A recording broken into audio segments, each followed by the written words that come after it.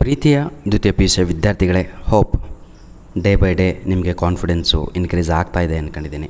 ಯಾಕೆಂದರೆ ಇದು ನನ್ನ 5ನೆಯ ವಿಡಿಯೋ ಆಗಿದೆ. ಎನಿಹೌ ಬನ್ನಿ sir, without wasting our time let me start. ಹಾಗಿದ್ದರೆ ಇವತ್ತು ನಾವು 3 ಮಾರ್ಕ್ಸಿಗೆ ಈ ಒಂದು ವಿಡಿಯೋದಲ್ಲಿ ಕಲಿತಾ ಇದ್ದೀವಿ. 3 ಮಾರ್ಕ್ಸ್ ಬರುತ್ತೆ. ಎಷ್ಟು ನಿಮಿಷದಲ್ಲಿ? 1 ನಿಮಿಷದಲ್ಲಿ. ಹಾಗಿದ್ದರೆ ಕ್ವಶನ್ ನಂಬರು ಇದು 11 ಆಗಿರುತ್ತೆ. ನೆನ್ಪಿಟ್ಕೊಳ್ಳಿ, ಕ್ವಶನ್ ನಂಬರು 11 ಆಗಿರುತ್ತೆ. ನೀವು ತಪ್ಪು ಮಾಡ್ತಾ ಇರೋದು ಏನು ಅಂದರೆ ಬರೇ ಆನ್ಸರ್ ಬರೆದು ಬರ್ತಾ ಇದ್ದೀರಾ.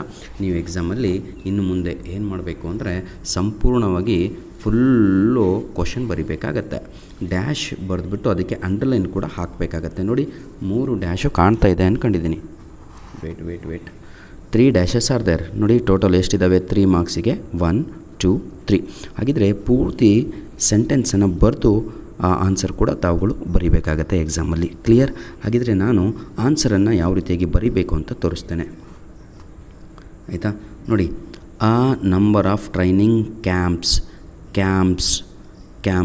ಆಯಿತಾ, ಕ್ಯಾಂಪ್ಸ್ ವರ್ ಅರೇಂಜ್ಡ್ ಅನ್ನುವಂಥದ್ದು ಸರಿಯಾದ ಉತ್ತರ. ಯಾಕೆ ಸರ್ ಅಂತ ತಾವುಗಳು ಕೇಳೋದಾದರೆ, ಅರೇಂಜಿಗೆ V3 ಫಾರಮು ಅರೇಂಜ್ಡ್ ಆಗತ್ತೆ. ಕ್ಯಾಂಪ್ಸು ಬಹುವಚನ, ಹಾಗಾಗಿ ವರ್ ಅಂತ ಇಲ್ಲಿ ಬರುತ್ತೆ. ಅದನ್ನು ನಾನು ನಿಮಗೆ ತೋರಿಸಿ ಕೊಡ್ತೇನೆ. Next, in order to encourage them cycling songs ಅಂತ ಇದೆ. ಇದು ಕೂಡ ಬಹುವಚನ, ಹಾಗಾಗಿ ವರ್ WERE ವರ್ ಸಂಗ್ ಅಂತ ಬರುತ್ತೆ. SUNG. ಹೆಂಗೆ ಬರುತ್ತೆ ತೋರಿಸಿಕೊಡ್ತೇನೆ, ಸ್ವಲ್ಪ ಪೇಷನ್ಸ್ ಇಟ್ಕೊಳ್ಳಿ. ದಿ ಯೂನಿಸೆಫ್ ಡ್ಯಾಶ್ ಇಂಪ್ರೆಸ್ ಅಂತ ಇದೆ. ವಾಸ್ ಇಂಪ್ರೆಸ್ಡ್ ಅಂತ ಸರಿಯಾದ ಉತ್ತರ. ಯಾಕೆ ಬರುತ್ತೆ ಅದು ಕೂಡ ನಾನು ನಿಮಗೆ ತೋರಿಸಿ ಕೊಡ್ತೇನೆ. ಹಾಗಿದ್ದರೆ ಎಕ್ಸಾಮಲ್ಲಿ ಈ ರೀತಿಯಾಗಿ ಬಂದಾಗ ಸ್ವಲ್ಪ ಕಾಣುತ್ತಾ? ಸಾಕು, ಕ್ವಶನು ಕಾಣಬೇಕಲ್ವ ನಿಮಗೆ, ಹಾಗಾಗಿ ಸ್ವಲ್ಪ ತಾಳಿ ಆಯಿತಾ. Adjustment is better than argument. Question ಕಾಣ್ತಾ ಇದೆಯಾ? ಅಡ್ಜಸ್ಟ್ಮೆಂಟ್ ಆಗ್ಬಿಡ್ತು. ಧನ್ಯವಾದಗಳು.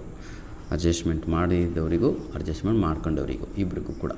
ಈಗ ನೋಡಿ ವಿದ್ಯಾರ್ಥಿಗಳೇ, ಎಕ್ಸಾಮಲ್ಲಿ ಪೂರ್ತಿ ಸೆಂಟೆನ್ಸ್ ಬರೀರಿ ಅಂತ ಹೇಳಿದ್ದೀನಿ. ಹಾಗಿದ್ದರೆ ಆನ್ಸರು ನೋಡಿ, ಈಗ ನಾನು ಹೇಳಿದೆ ನಿಮಗೆ ಏನು, ಫಸ್ಟ್ ಆನ್ಸರು ನೋಡಿ WERE ವರ್ ಆಯಿತಾ, ಅರೇಂಜ್ಡ್ ARRANGED. ಇದು ಸರಿಯಾದ ಉತ್ತರ. ಸರ್ ಹೆಂಗೆ ಗೊತ್ತಾಯಿತು ನಿಮಗೆ ಅಂದರೆ, ಈ ಕ್ಯಾಂಪ್ಸ್ ಅಂತ ಇದೆ ಅಲ್ವಾ, ಇಲ್ಲಿ ಕಾಣ್ತಾ ಇದೆಯಾ?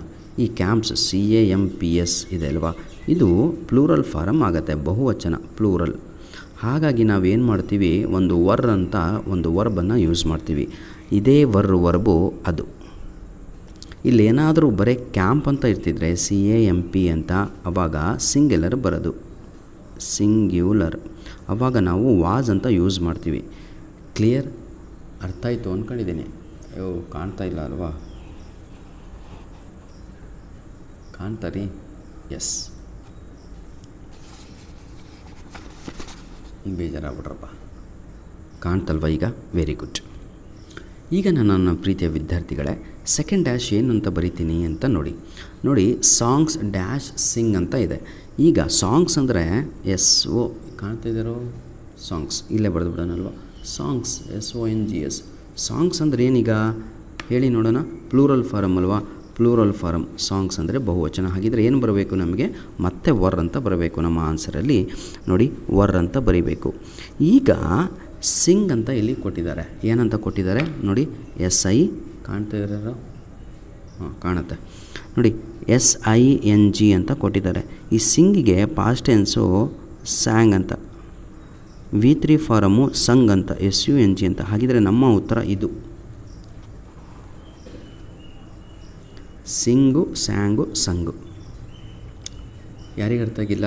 ಇದು ನೋಡಿ, ಇದನ್ನು ನಾವು V1 ಅಂತ ಕರಿತೀವಿ. ಇದು ವರ್ಬ್ 2, ಇದು ವರ್ಬ್ 3. ಇದು ನಮ್ಮ ಉತ್ತರ ಆಗಿರುತ್ತೆ. ಹಾಗಾಗಿ ಇಲ್ಲಿ ಸರಿಯಾದ ಉತ್ತರ ಬಂದು ವರ್ ಸಂಗ್ ಅಂತ ಅನ್ನುವಂಥದ್ದು ಸರಿಯಾದ ಉತ್ತರ ಆಗತ್ತೆ. Clear my dear children? Very good. ಈಗ 3ನೇ ಆನ್ಸರನ್ನು ನಾವು ನೋಡೋಣ. ದಿ ಯೂನಿಸೆಫ್ ಅಂದರೆ 1 ಆಯಿತಾ. ಹಾಗಾಗಿ ಇಲ್ಲಿ 1 ಅಂದರೆ ಏನಂತ ಬರೀಬೇಕು? ನಿಮ್ಗೆ ಆಲ್ರೆಡಿ ಹೇಳ್ಕೊಟ್ಟಿದ್ದೇನೆ, ವಾಸ್ ಅಂತ ಬರೀಬೇಕು. ಇದಕ್ಕೆ ಮಕ್ಕಳು 1 ಮಾರ್ಕ್ಸ್ ತಗೊಂಡಿದ್ದಾರೆ ರೀ. ಎಷ್ಟು ಈಸಿ ಇದೆ ಅಲ್ವಾ? ಇದಕ್ಕೂ 1 0. ಹಾಗಾಗಿ ನನ್ನ ವಿದ್ಯಾರ್ಥಿಗಳೇ ವಾಸ್ ಅಂತ ಬರೀಬೇಕು. ಈಗ ಇಲ್ಲಿ ಇಂಪ್ರೆಸ್ ಅಂತ ಇದೆ. ಈ ಇಂಪ್ರೆಸ್ಸನ್ನು ನೀವು ಎಷ್ಟು ಬರೆದ್ರೂ ಕೂಡ ಅದನ್ನ ಈಗ ನೋಡಿ, ಇದಕ್ಕೇನು ಬರೀಬೇಕು ಇಲ್ಲಿ ನೋಡಿ, ಇಂಪ್ರೆಸ್ ಅಂತ ನಿಮ್ಮ ಕ್ವಶನಲ್ಲಿ ಇದೆ. ಈಗ ಕಾಣದೇ ಇಲ್ಲ, ಇಲ್ಲೂ ಜಾಗನೇ ಇಲ್ಲಲ್ಲೋ ತೋರಿಸೋಕ್ಕೆ. ಏನು ಹಣೆ ಬರ ನಮ್ಮದು. ಹಾಂ, ಕಾಣುತ್ತಲ್ವ ಈಗ ನೋಡಿ, IMPRESS ಇಂಪ್ರೆಸ್ ಅಂತ ಅವರು ಕ್ವಶನ್ ಕೊಟ್ಟಿದ್ದಾರೆ. ಇದನ್ನು ನೀವು ಪಾಸ್ಟ್ ಟೆನ್ಸಲ್ಲೂ ಇಂಪ್ರೆಸ್ಡ್ ಅಂತ ಆಗತ್ತೆ, V3ನಲ್ಲೂ ಇಂಪ್ರೆಸ್ಡ್ ಅಂತಲೇ ಬರುತ್ತೆ, SSED ಎರಡೂ ಕೂಡ ಸೇಮ್ ಆಗುತ್ತೆ.